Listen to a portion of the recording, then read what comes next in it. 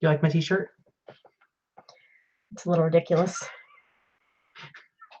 Can everybody see this one? This is my new. Didn't I hold that one up to you? Was I with you when you got that one? Well, I think I held this one up and said, I think you should get this. No. I found it and I posted a picture on Instagram of me holding it and you with your usual look of disapproval. Oh, that might have been it. Yeah. John Travolta, you know. Now it's washed and now it's clean so I can wear it. And it's added to the list of 9 bazillion t-shirts. I need to go through.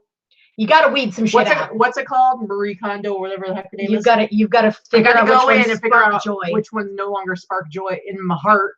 In my heart. In my heart, and get rid of those. You're a dork. Anyway, what's happening, everybody? It is. It's Wednesday. What did you forget? What day it was? Well, because I'm trying to get the chat to trying to read the chat. No, I'm not trying to read the chat. I'm trying to get it to be on this page, whatever. Anyway, on my phone. So, I can see the chat over there. Well, I know you can see the chat over there. So tell me, what is Wednesday? Why is today special? Well, it's May 1st. It's Dutch Brothers Day, where you go and get a free sticker when you get Dutch Brothers. Yeah, I don't know if you guys have Dutch Brothers where you're at, but on the 1st of every month, they give out free stickers. And so we've been, well, we forget a lot of the times, but the last couple of months we've been doing pretty good. We've gone the last 3 months in a row on the 1st. Yeah, and you get stickers, and sometimes they'll give you extra. We usually get at least two or three. Super exciting. Yeah, I know it's stupid, but it is. Whatever. But anyway, actually, you know, as resellers, the main point is to collect a bunch of stickers so that then we can sell them in a lot because we're dorks. Which makes sense. I mean, go buy a $5 coffee, get a free sticker, and right. So dumb, but well, maybe it's not the best. It's probably not the best sales strategy. So don't listen to us. Not the best return on investment. I like the coffee. Anyway, it's Possible List Day. Yes, I almost got there. You didn't give me a chance. All right. Well, what is that? Wednesday is our Boss Up and List Day, which is the all-day virtual listing party that we hold in our Boss Facebook group. The link to the Facebook group is down below this video. If you are not a member of the Boss Facebook group, you should be. We think it's the best Facebook group about reselling available. It was started by the bossiest of bosses, Teresa Cox. Yep. AKA T Money, AKA T, AKA Ms. Teresa. We call her Miss Teresa. She was a preschool Sunday school teacher for a long time. So she's very much Miss Teresa. Anyway, so she's awesome. So we have this super positive Facebook group where we like to talk about the business side of eBay. Of course, there's plenty of social interaction going on and bolos and questions about the business, but we don't shy away from the difficult questions. So we're happy to answer questions. We like to work with newbies. We like people. There's no dumb questions. You're not going to get attacked for asking a question. People saying, "Look it up." Why didn't you look it up? There's plenty of ways to find your answer. I'm not giving you my sources. You know, there's some really ugly Facebook groups out there. There are some great ones too, but there are some real ugly ones. Is that your ones. angry reseller voice? Yeah, that was my angry reseller voice. That's the ones that makes people afraid to post. New people have questions, and that's okay. And seasoned sellers should be happy to teach new sellers. Yeah. And the reason why we should be teaching new sellers how to be better sellers, because it makes the platform better for everybody. And that's partly why we do this show. Hey, Thrift Fever says, howdy, my first live show, working while watching. Hello, welcome to the show. And Trish, I think Trish in the chat. I know, Trish. I think Trish is cheating. I think she's at work. Oh, is she? I don't know. Speaking of Trish, she's on the East Coast. And Connecticut Girl says, I'm so excited to be on the East Coast next week, which is funny because we're going back east to visit family and friends. That's where Vicky's from. And so we are going to be at the Massachusetts meetup on that Monday, the day after Mother's Day. Sorry, Trish, tell us what the date is. And, but anyway, it's funny because we booked Vicky took care of like booking the flights and dealing with that. And then I saw her post like a while ago, like 11 more sleeps. And I'm like, wait, what? And now you're like, oh, I'm so happy you're going to be here next week. And I'm like, what? It just seems like coming up. It's like all of a sudden we're going to be hopping on Monday the 13th. Monday the 13th we're going to be at the Massachusetts eBay seller meetup, and we're excited to be there and meet some of our East Coast friends and see some people that we already know, meet some new reseller friends. And it's going to be a fairly informal meetup. I know that they do it every month. It's run by Diane Lasande. I don't know if I'm pronouncing her last name right. We call her Diane Boston. Boston Diane, Boston Trish. And so the meetup is there's dinner. She has it at a really nice place. And then we're just going to be talking about all kinds of things. We'll be teaching people about whatever promoted listings, whatever they have questions about. I guess we were going to go in with an organized agenda. And then I talked to Diane the other day and she's like, why don't we just do it like your No Pants Friday show and just have people ask questions, reseller questions. And you can talk about a couple of topics. Trish, Scrap Happy Thrifter, aka Scrap Lady, wants to know how she can get in on the meetup because she's in New Hampshire and wants to meet us. So I don't know where. Trish, can you post a link to your Massachusetts meetup? Yeah. In the chat. Does she have to be a moderator to put the link in the chat? I'm not sure. Make her a moderator. I've seen somebody. Okay, I'll go ahead. Just in case. Yeah,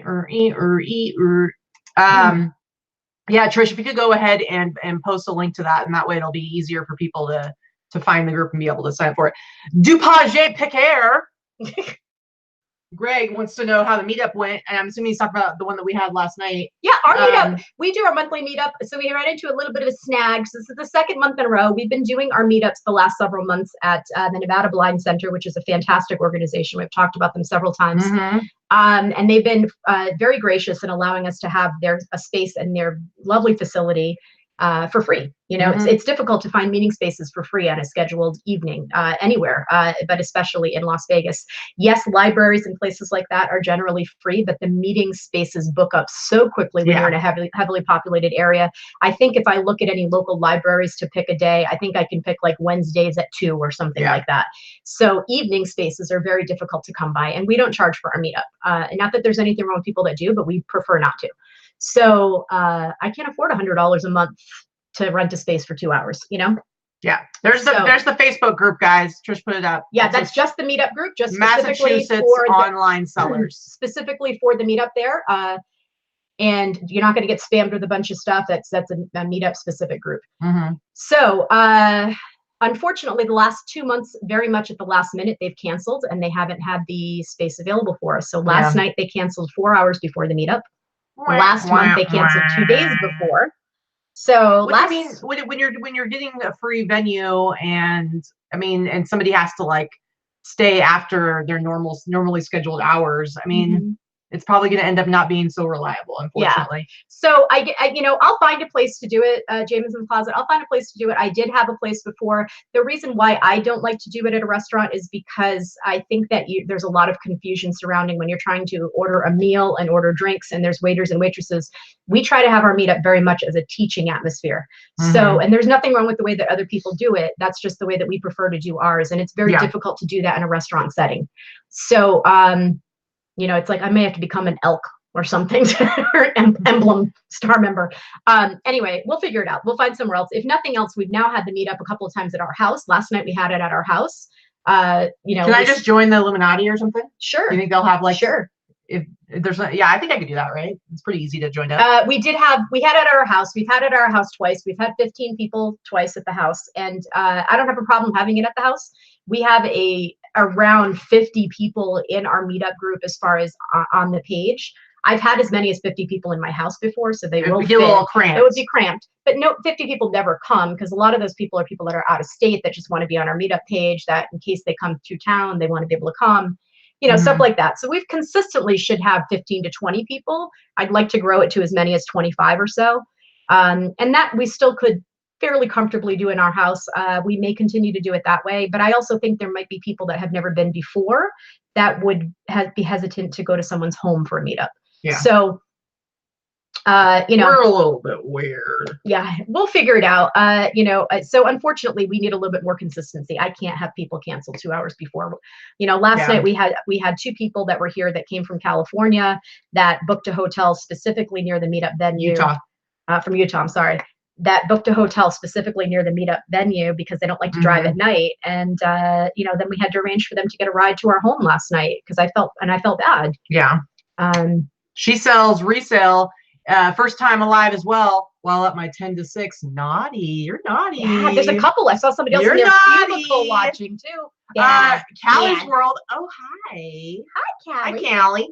And Kara Cooper just popped in too. We don't have a Borders, but there is a there is a Barnes and Noble that's not very far, but they don't have. What we need to find is a place that has like official meeting space.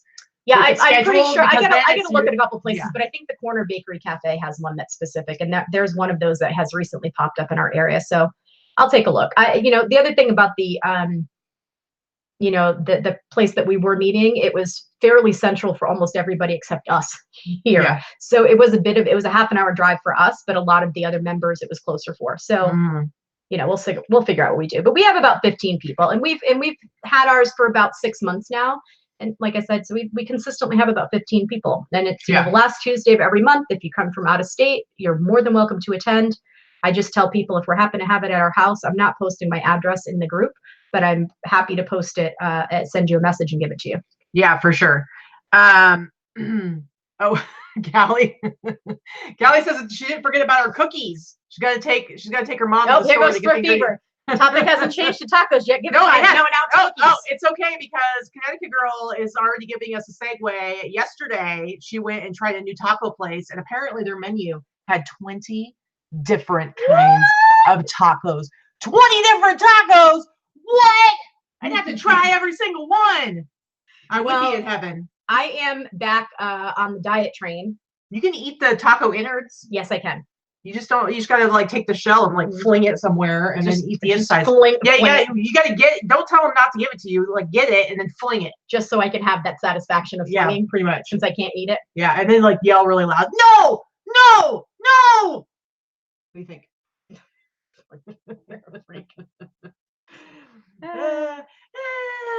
Anyway, guys, so as we told you guys last week, we've kind of changed the format a little bit of our shows. The Wednesday show, we generally aren't going to have a topic. It's going to be more of a Q&A. I did say this one's going to be about the spring seller update. We're not going to like go into detail about it. I guess it's more of like we're going to talk like a little bit about what some of like the bigger things are.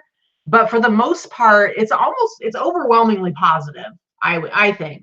Or at least I think so. I have to say, generally when the spring or the fall seller comes, they usually don't double whammy you with two bad things. That's one thing.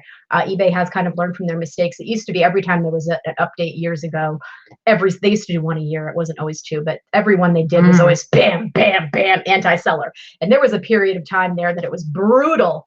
But the last few years, they've gotten a lot better. If they have to deliver something that is considered bad news or received poorly by sellers, they usually back it up with something good to kind of cushion the blow. And that's the way you're supposed to do stuff, Yeah. So they've gotten better at that.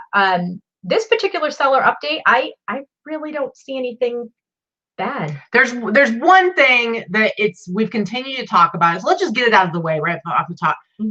We've talked about it before. The whole if you have extremely like very high INADs, item not as described cases opened against you, if yours are extremely high compared to your peers, you can be subjected to an additional 4% final value fees on top of what you already have to pay.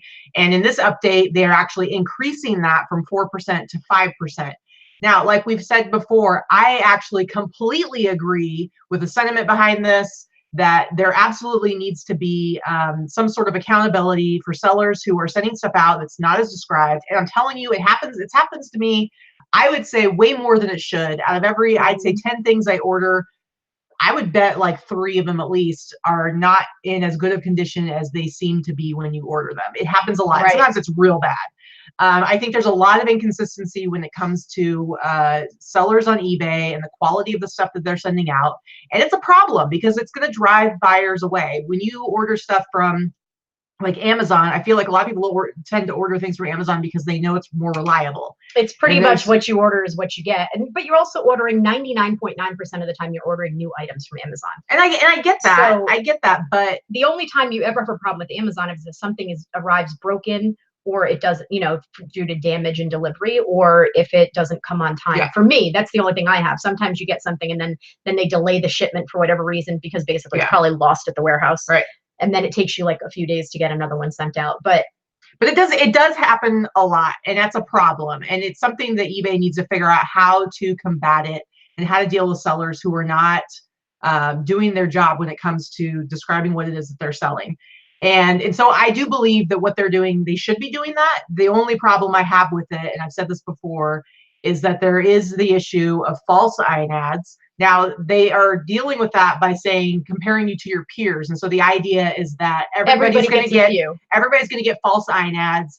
And so if they're comparing you to somebody else who sells in the same category and offers the same kind of return policy, so if you're somebody who doesn't do returns at all, you're probably going to have you and your peers are going to have a higher level of false INADs. Just like if you do a free returns, you're probably going to have a lower level of false INADs because people aren't going to be abusing the system as much. You would think. I was offering free returns for 9 months, and I've talked about this a few times, but I was offering free returns on everything for 9 months. First of all, my returns went through the freaking roof. Absolutely through the roof. And so did my item not as described. I think people in general are conditioned to choose that as their reasoning, even if you have free returns for any reason. So for the most part, the things that were being item not as described, I will say maybe 1 in 10 that I get as an INAD, as an actual INAD. Maybe I missed something. Maybe I misdescribed something. Maybe something got there and it didn't work, but it worked when I shipped it or listed it. Whatever. Shit happens. So, there are occasionally things that will be not as described. Whenever if you're doing a certain volume of sales, it's going to happen.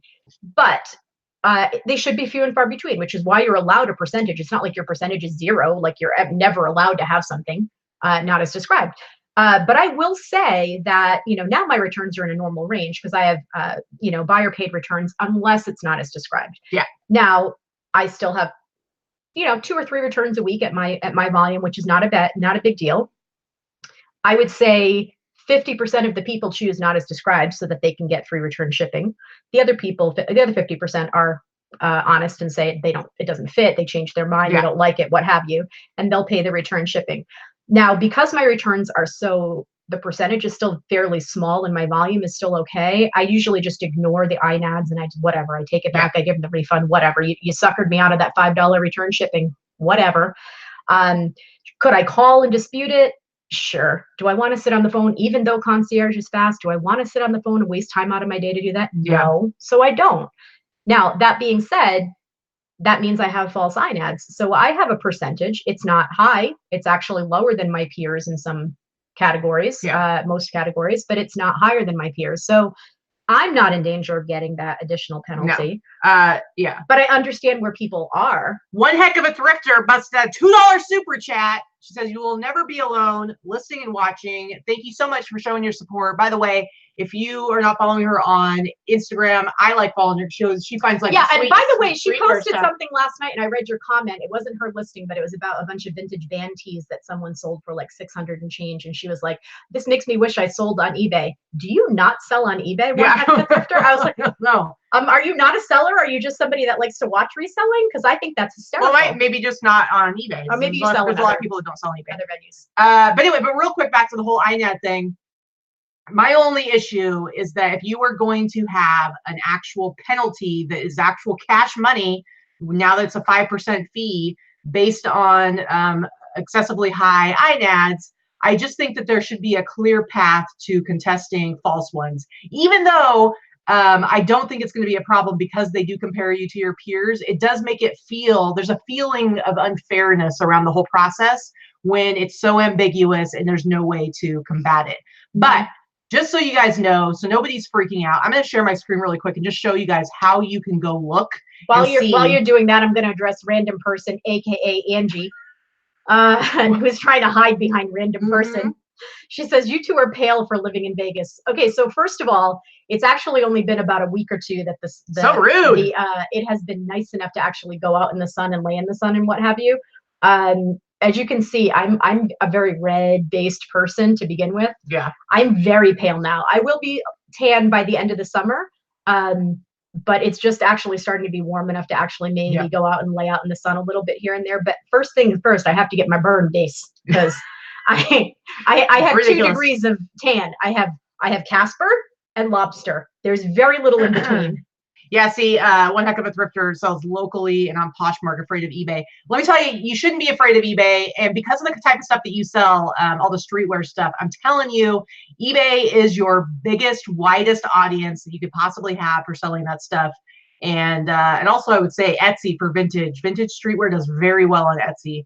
So you should be checking it out. But let me go ahead and show you guys really quick. I'm going to share the screen because I just want you to be able to look so that you can be, instead of being like, oh no, what's going to happen? Am I going to be charged an extra 5%? I want you to know where to go to be able to monitor where exactly, exactly. No, Angie, we didn't think you were being rude. It's just we are really pale, and let's not forget we do work 7 days a week inside the damn house. So yeah. I am a very. We don't get outside a lot. If I don't get out in the sun, I tend to be pretty pasty. I have to really get my tan on. But this year I'm going to have to be a little bit careful about sun. Although most of my skin where I was injured is not going to be exposed, but I do have to be careful now about sun exposure.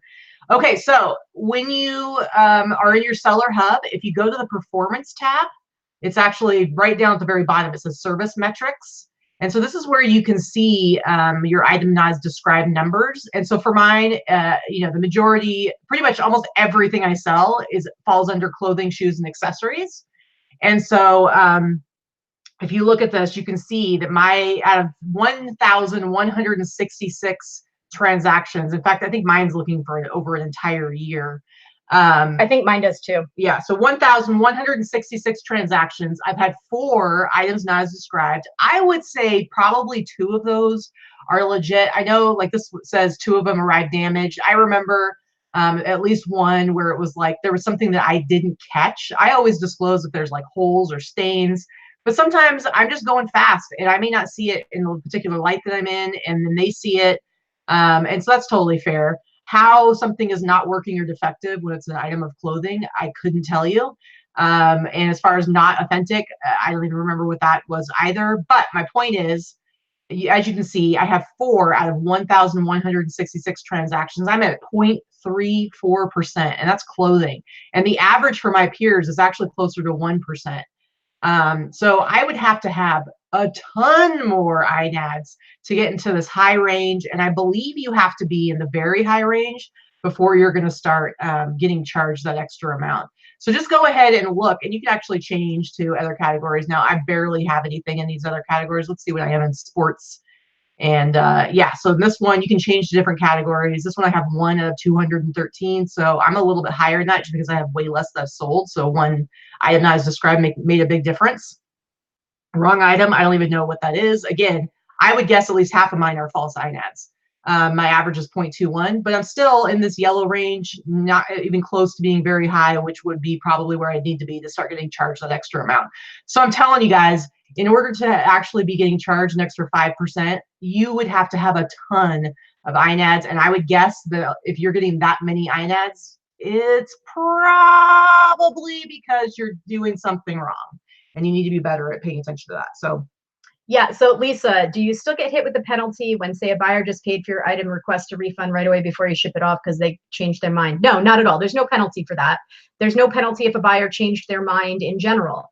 The only thing that we're talking about is if someone chooses item not as described once they have received an item that you shipped to them.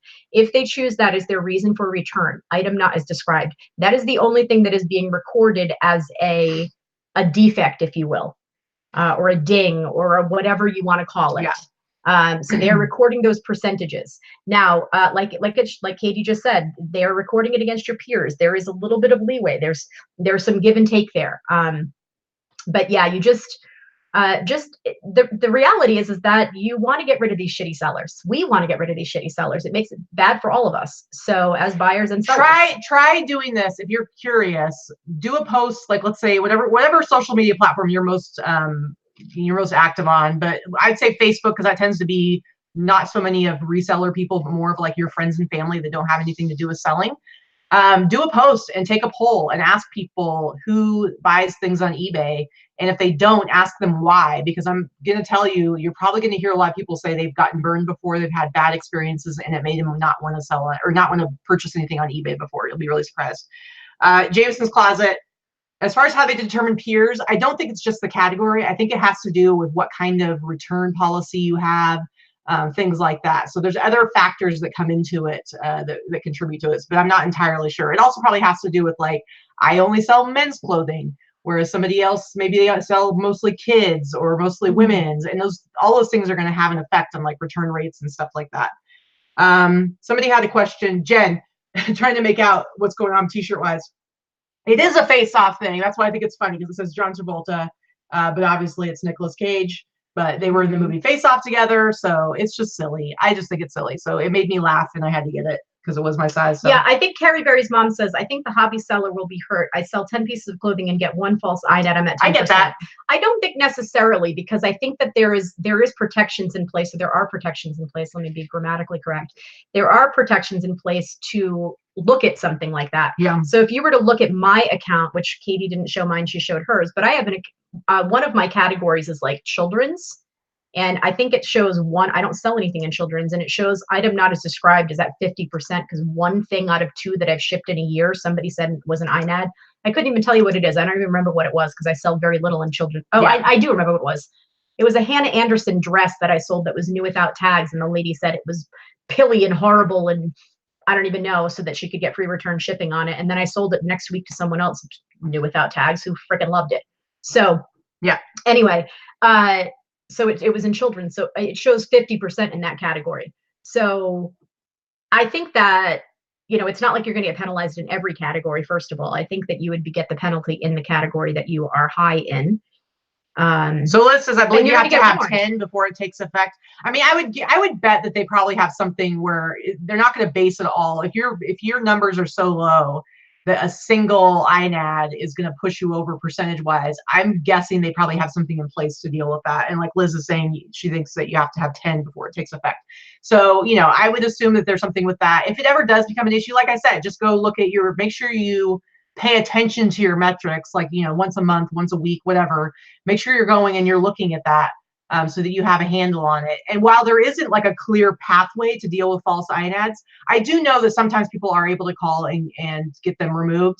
It's just not a set thing. Like, how it is if you get like a bad negative review, negative feedback, and it's clearly not something that they allow. Like, you can't leave bad, like if I sell something internationally and the person gets their item and they have to pay a customs fee, and then they go and they make a negative feedback on my page that says, oh, shipping customs fees were too high, I can call eBay and they'll remove that automatically because that's not allowed. That kind of feedback is not allowed. They can't complain about shipping costs because it is what it is. So anyway, so I do think that you are able to sometimes call, and if you get the right person, you can get something removed. It's just that they don't have like a really clear pathway for that, and I wish they did. So anyway, yeah, Jen found the metrics, says 0% for her, so that's awesome. Hip flipping Mama says hello, and Mama loves you. Very, very cool. Hello, we love you too. So River in Motion asks, do you answer all of your eBay buyer messages or questions? Is it a ding against us sellers if we don't reply? Thank you. I do answer all of mine. I'm sure Katie does as well. Even if the question is stupid or the question comes across and it's like they're replying to you and they say thank you or something like that, I always do it just to wipe out the question so it doesn't show as an unanswered question. Or if somebody's rude in a message, I don't necessarily reply with anything other than, okay, thanks, but I don't know that it counts as a ding, so to speak. According to eBay, there's no such thing as dings, but whatever. Well, there's algorithms, and there are things that there's defects, and there's very specific things that get you a defect. Yeah, so not answering a question is not going to get you a defect. No, but I believe the rate in which you answer questions, or the fact that whether you answer questions or not, does show somewhat in your have something to do with your placement in search or algorithm. Because I've had people say before, and they may not have kept this up, but there was a way that you could track how fast people responded in questions. There was it used to say like there was a percentage that said like average response time or something like that. I don't know where to find it, and I haven't seen it in a long time, but there used to be that. Yeah. So part of me thinks that even if the question is a stupid one, thank you as a response, or I hope this answers your question, or whatever. And you have to remember that like not everybody is internet savvy, eBay savvy. I mean, there are people out there who are somebody's 85-year-old grandpa who can just barely do a Google search and figured out how to Google search something and then somehow found your listing. It does happen. Mm-hmm. My mom buys stuff online. Is she in any way good with computers? No. And I could see her not understanding how something works and not understanding how to like go through the pictures or look at the description and see a measurement and sending a question. And you're going to be like, why is this moron like asking me something that's in my listing? Listen, not everybody is there are people who can barely manage to get online, but do, and they want to buy something from you, but they're going to ask a question that seems so stupid But you're thinking about that from your own perspective, and you're like, with your base of knowledge, you're like, how could somebody ask that question? Well, just assume it's your sweet old granny until it's been proven otherwise, and be nice. Yeah, okay, so Liz actually answered a couple of the questions. I think she's reading more into the thing than we are right now, so thank you for that, Liz. But she said, if you're rated very high in a category but had fewer than 10 item not as described returns, or your item not as described rate is under 1% in a specific category, during the evaluation period, you will not be subject to consequences. So there you go. So if you had 1 in 10 sales and it puts you very high, but it's fewer than 10 item not as described, then you're not going to have consequences. So there you go. They're looking for someone that has a clear pattern of bad returns. That's really what it is. And you having only a few amount of sales and having, it look like a high percentage because your number of sales is low, is not what they're talking about. Allison says that she's at a house that has a big Tom Turkey as a guard dog. It's terrifying because she's just afraid of birds. Hey, birds can be scary. I saw this video recently. There was some, have you ever seen people getting attacked by geese? Like those geese are suckers. Mean. They attacked my daughter once because we used to go and feed the birds. First of all, you probably shouldn't feed the birds, especially not bread. It's not good for them, but everybody does, and that's what you did back when my kid was little. They chased. She was like 3. Tuppence a bag. She ran out. Tuppence. Really? Tuppence. Shut up. The geese chased her. She ran out of bread, and she was closer to them than I was, and there was like geese between us, and they chased her and kept trying to bite her in the ass, and she was like 3. Yes. She's terrified of geese at 26 still because of that. Yeah. Okay, and that's Addict. Trying to figure out listings. So with Good Till Canceled, yes, if you have 200 listings and they're active listings, let's say in April you had 200 listings that were active. And then in all of May, you never list anything new. Those 200 listings will renew in the month of May, and that will, that will be 200 listings that you will either be charged listing fees for, or if you have a store, let's say you have a store and you have 250 allowed listings, it'll take away 200 of those, and you only have 50 left. So yes, it does do that. So the other big part of this seller update is that they did listen to people and their concerns around the Good Till Canceled and the whole getting recharged every 30 days. And so they have listened to the concerns about that. So they are changing. I don't think it's going to happen for a couple of months. They're still in the process of like figuring it out. But they are going to make it so that rather than it being every 30 days, it's every calendar month. And so if something is listed in April, you won't be re-upped on it until May, and then the next month it won't be every 30 days. So there's never a chance that it'll be like on the 1st of the month you get charged for it, and on the 31st you get charged for it. So that's, they're listening. They're trying to like make adjustments to accommodate people and their fears, even though I would still say people are overly micromanaging, and they just need, if you want to make money on eBay, you just need to list and forget about figuring out what day is this and what day is that. And you take these listings down.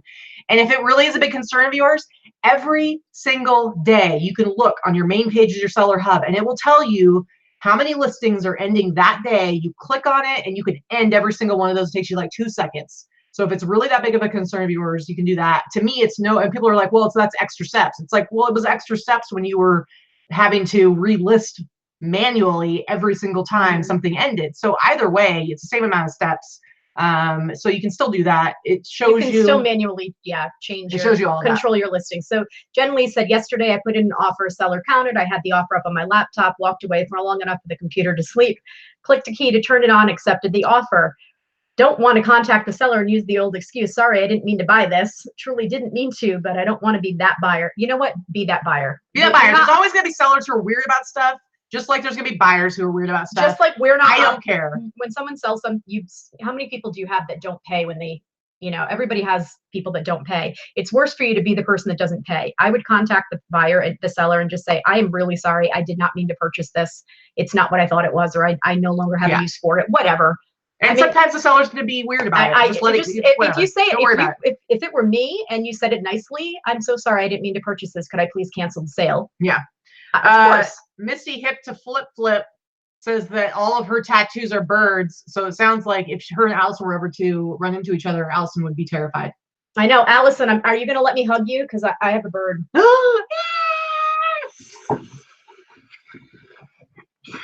And Allison, do you maybe not want to sleep in the peacock room? Oh, geez, yeah, you might want to put her. You're gonna have to sleep in the rock room. You put her in the rock room. You can sleep in the rock room during the open. We'll put Lorna in the peacock room. See, Patricia appreciated my Tuppence song. Just watched the movie Saving Mr. Banks the other night. I haven't watched that yet, but yeah, I should probably check it out. Yeah. Let's see. JJ said, I called eBay about a return. They're returning an item not as described, claiming the factory wrong label, the shoe size, but since you receive returns, the system automatically accepts it, which sucks.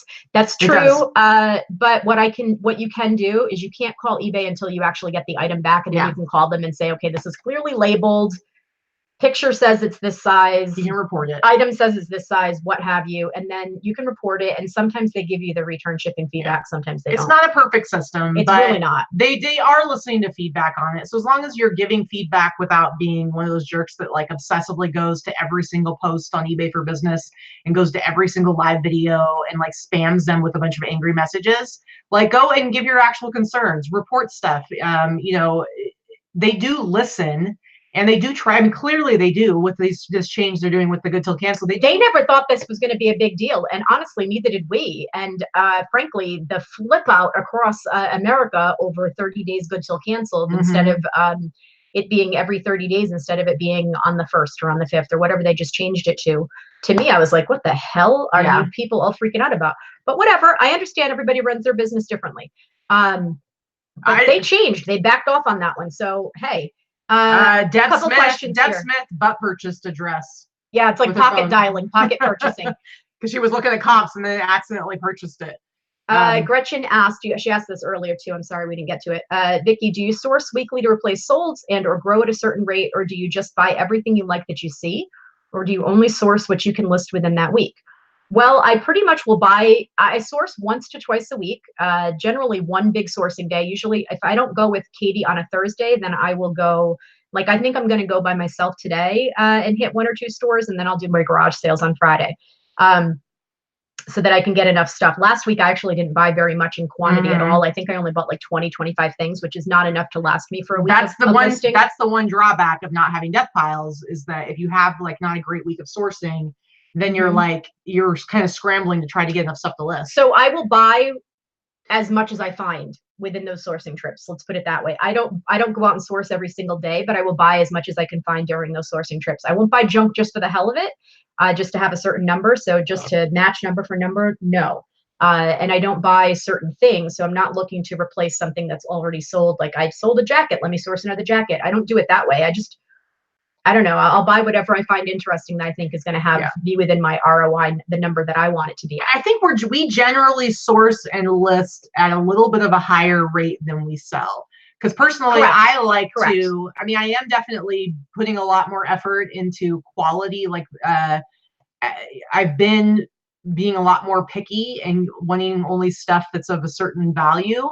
And so it's slowing down my listing a little bit, but I'm trying to slowly still increase my overall inventory numbers because I do still have space for more. I do, but and so I am running out of space. Yeah, I'm going to start stealing some of Katie's space soon. I know you're not. I generally try to source the amount, and I try to get everything listed that I source the week before is how I do it. Yeah, that was the other question. So I don't list everything within a week necessarily, but it's definitely within 2 weeks, generally 7 to 10 days. I try to, everything that I purchase, so I don't have much of a backlog. Like if I did it all within 1 week, there's not enough.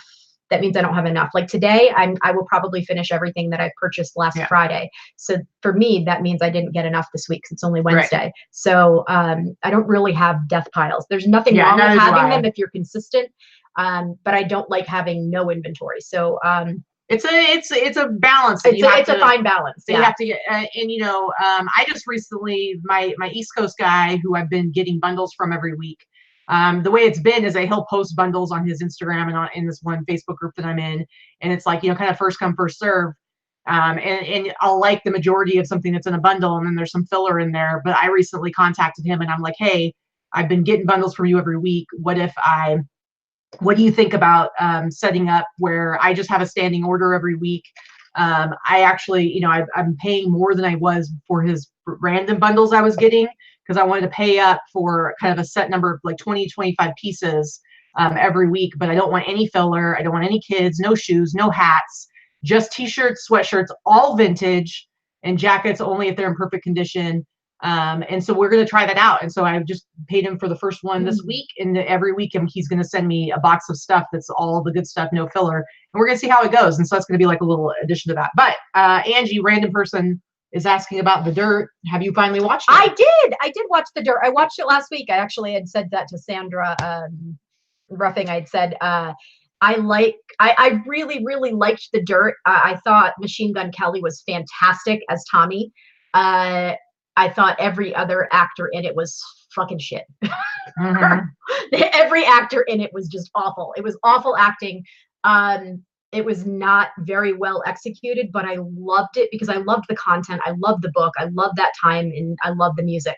So I think that it would have been fantastic if it had been a series. I think it was too short. I think it should have been a little docu-series to get more of the information out there. But I really, really enjoyed it. Katie didn't like it, which I didn't think she would anyway. But, I mean, I'm not into the music, and I think they're annoying. Right, and I think Tommy's awful.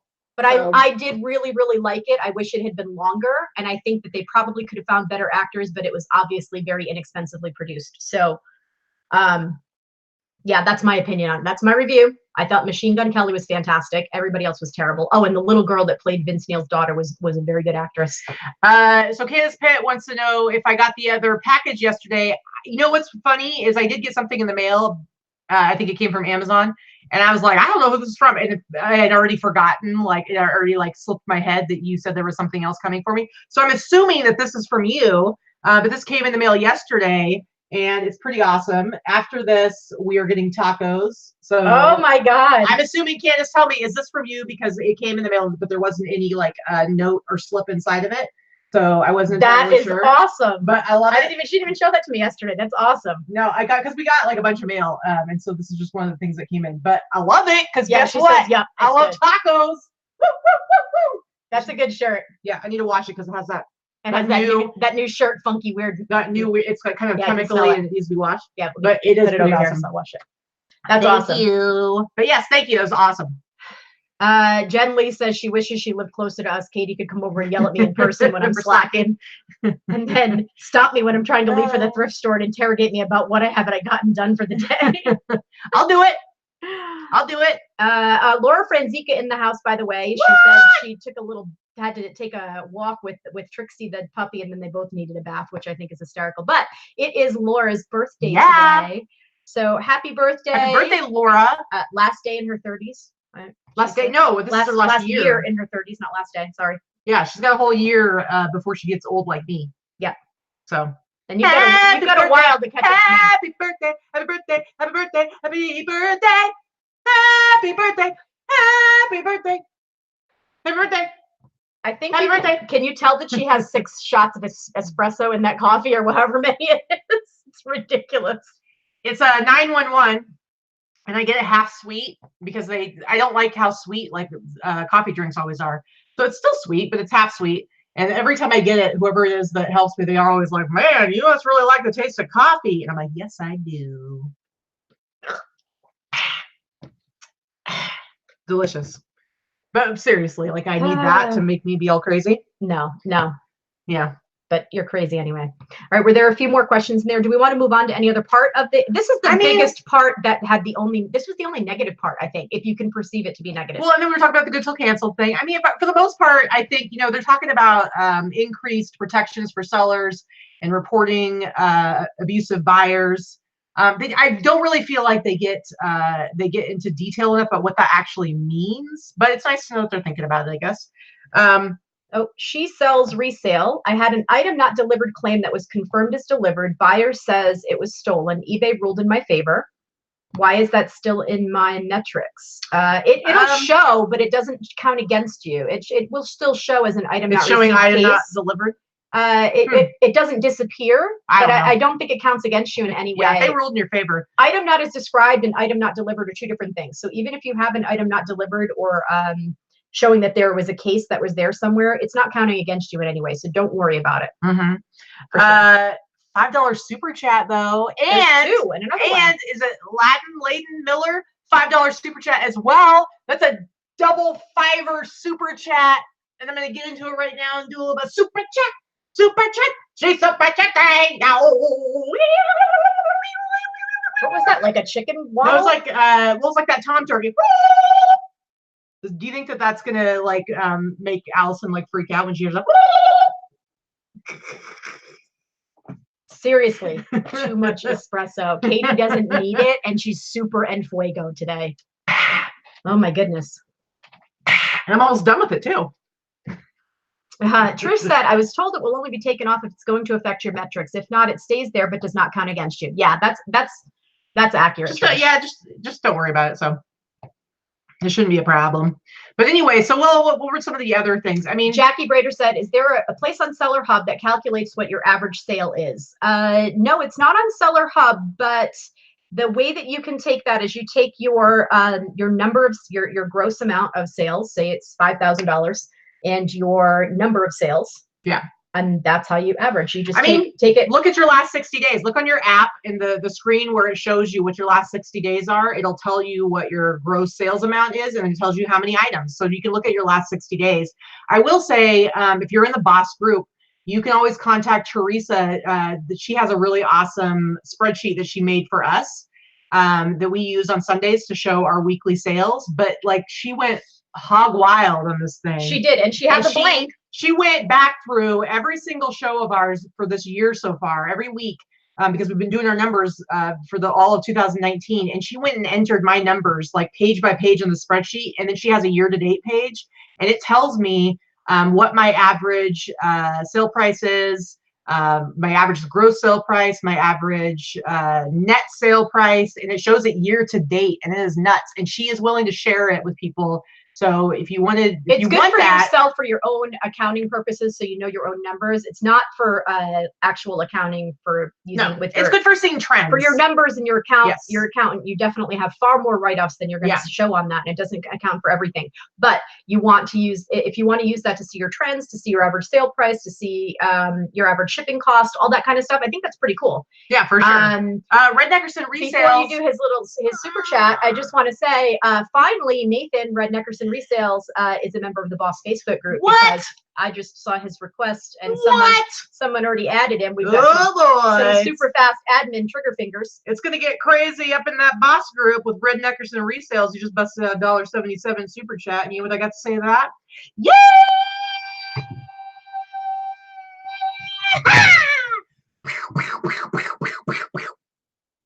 That's my ear.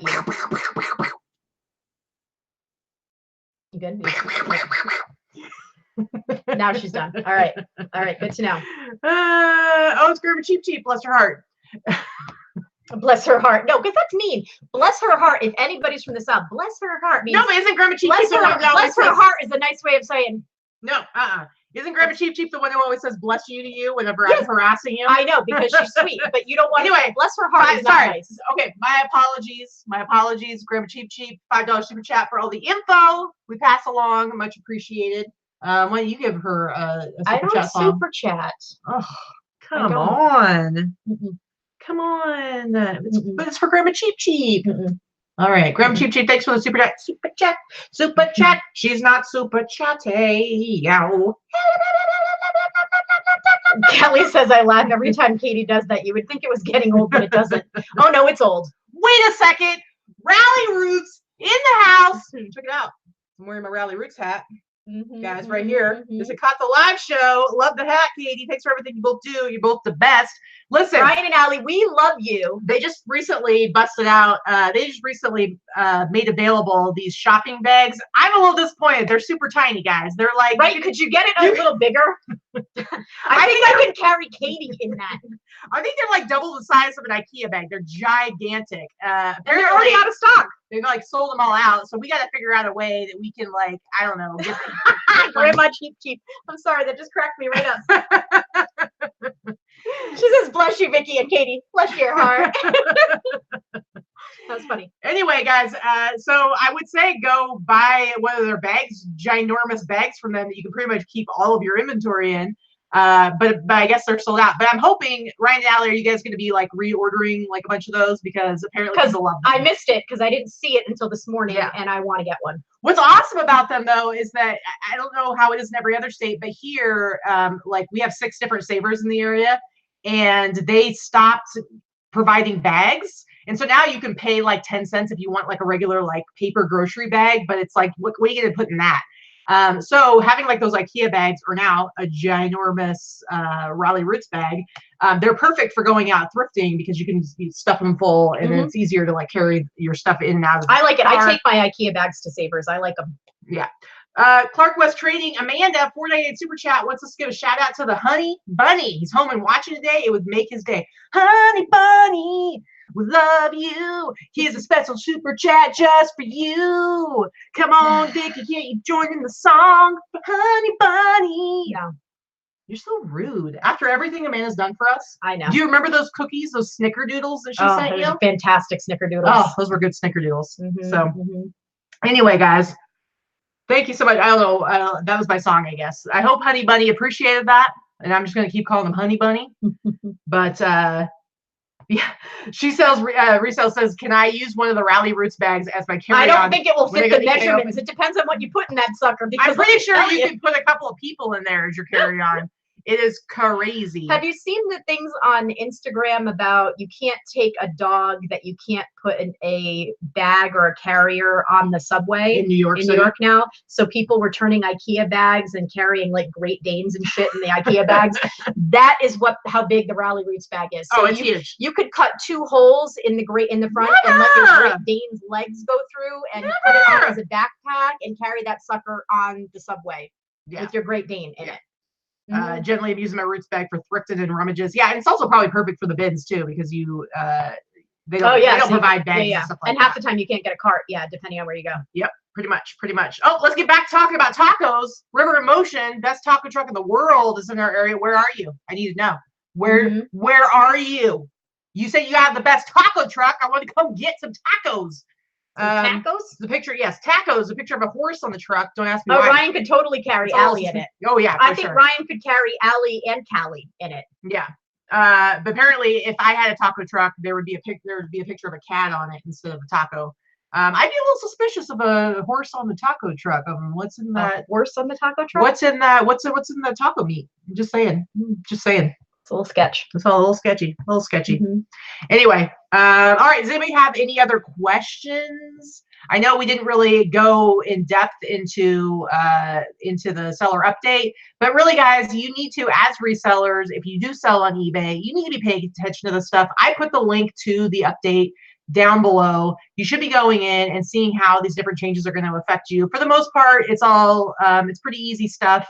But you want to be aware of what's happening so that you can always, if anything does affect you, you at least are ready for it. It's crazy how many people, it'll be like 2 months after an update and they'll be like, okay, this is happening to my stuff and I don't understand. It's like, well, there was an update about it months ago. Like, what are you doing? Come on.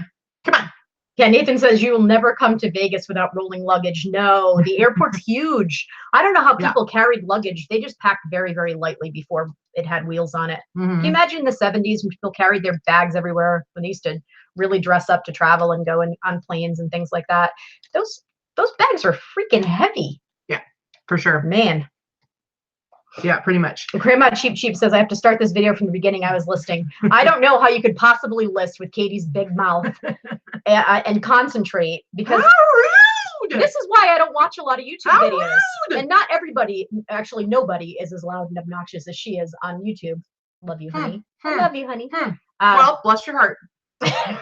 But I can't concentrate. Like when I will occasionally go and watch Ryan and Allie, or I'll go and watch, I really like, we like Reseller Revolution, or sometimes I'll tune in when Hip Flip and Mama's doing a live video or whatever. There's only a few people that I watch, but Casey, I can't possibly watch them all, and nor do we expect all of our friends to watch us every single video. So those of you that do, believe me, we love you, because I can't possibly understand that.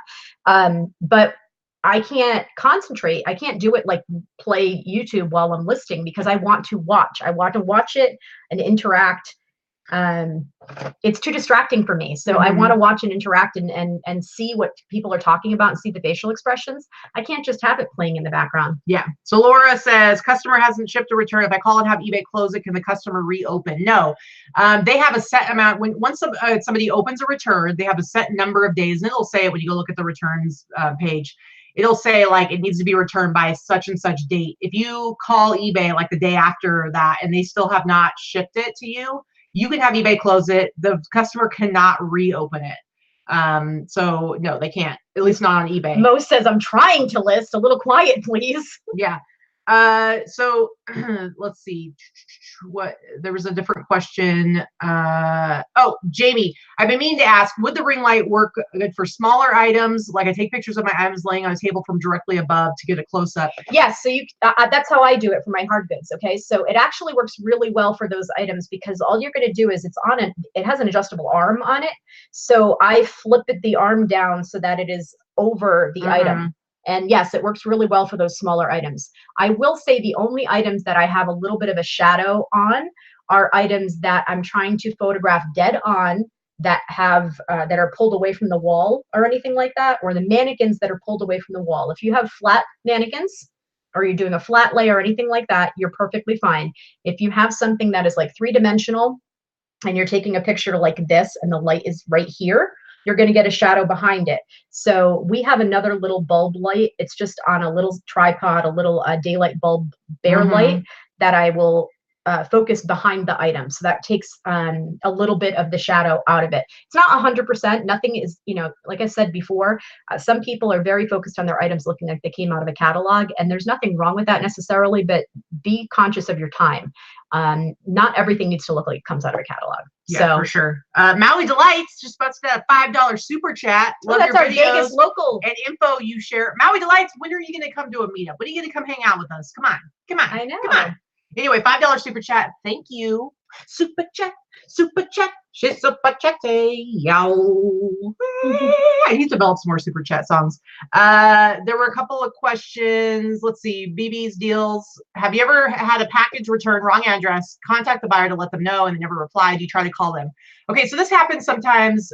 What happens more often for me is international sales, because I do a lot of them. Occasionally, I will get a package back 3 months later because usually it's because they didn't pay the customs fee. They decide they didn't want to pay the customs fee. And so then it just gets sent back to me. But the whole process takes a couple months for it to turn around and come back to me. So that's happened before. And for some reason, they don't ever try to contact you to be like, hey, I want my money back or whatever. I wait until it's 90 days and then I just relist it. So here's the deal, guys. If it comes back to you, or if they refuse it, or if they do return to sender, they are voiding their buyer protection. So technically you don't have to do anything. You don't have to refund them. And you've already gone above and beyond trying to get in contact with them. Generally what I will do is if I get it back, I leave it alone until enough time has passed, and then I just relist it. If they do contact me, I will refund them for the cost of the item, but not for the shipping. And so it's just up to you. But basically, if it comes back to you, the buyer protection is voided if it's based on a bad address or because they refused it. Correct. It's basically how it comes So Jennifer asked, how do you know if there will be a customs fee, or how do you know how much it will be, if any? We don't. Most countries have VAT tax or customs fees. It is the buyer's responsibility to know what those customs fees are and how much it will be. Yeah. They are told what it is. They are assessed at the border or wherever they do their customs. Sometimes, depending on the country, they will get it upon delivery. Their mail person or delivery person collects upon delivery. Sometimes they have to pick up at certain offices. It really depends on the country and how their postal system works. And every country is a little bit different, and every and even different counties within different countries are different. So it's not your responsibility to know it. I always tell people I have absolutely no idea how it works in your country. That's your responsibility. I know, like in Canada, I think it's under a certain amount value. They don't do a customs fee. I don't know exactly how that is determined. That's one of the reasons why Canadian buyers do not like the global shipping program, because the global shipping program automatically charges them up front for those customs fees that wouldn't even be charged otherwise.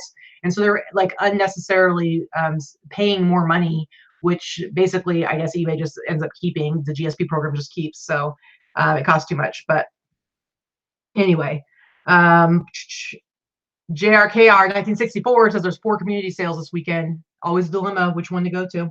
I can't wait. We'll be going again on Friday. This particular week was not, last weekend was really not good. I don't know if we just focused on the wrong area of town, but yeah, I ended up getting some great things after all, but it was not plentiful. Let's put it that way. So that's why I need to Jennifer says that she sent something to Switzerland. They had to pay $300. What was the it $300 in euros? Well, that's even more than $300. What was the price of the item that they bought from you? Because usually it's based on the value. So like a $10. That's why sometimes when you ship directly, sometimes you'll get somebody that will say, "Can you put it down as a gift, or can you put it down as being $10 instead of $200 or whatever it is?" Which I always say no, because I'm not falsifying documents like that. I'm not falsifying a government document. I know it's just the USPS, but it's still a government document. And I'm sorry, but if they want to cancel the sale, that's fine. They can cancel it. They're not allowed to leave you negative feedback with anything to do with customs fees or not changing numbers or anything like that. I actually had a customer contact me last week and was pissed off because they had to pay customs fees, because people very often don't read that blurb that they're responsible for it. And my response to them was, I'm very sorry that you've never purchased anything from another country before, but clearly customs fees are a part of doing business with another country. And they are your responsibility. You were notified several times within your purchase process of what those fees are. And there's nothing I can do for you. And I also have so they left me a negative feedback, and I called and got it removed. And I've had international buyers where it's like they've got a couple thousand feedback. I'm pretty positive they've gone through this before. Oh yeah, they're bought things internationally. And what they'll do is they'll try to guilt you into it. They'll say, "Oh, I had to pay this extra fee. What's up with that?" Blah blah. And I think that they're hoping that you're going to be like, "Oh, I'm so sorry," and like give them some sort of refund. I just say, sorry, you were given that information, because when you check out on eBay, it gives them that information. It tells them that international buyers, I have a blurb in my listing. I actually have it in my invoice, so. I have it on my invoice. It is what it is. eBay sends them a little blurb. International buyers are responsible for all customs fees and charges on the receiving end, or whatever the blurb may be, unless you're using GSP, which in that case, they're paying that and then some up front. Yeah. Grandma Cheap says you told them off nicely, and then she signs the message with "Bless your heart."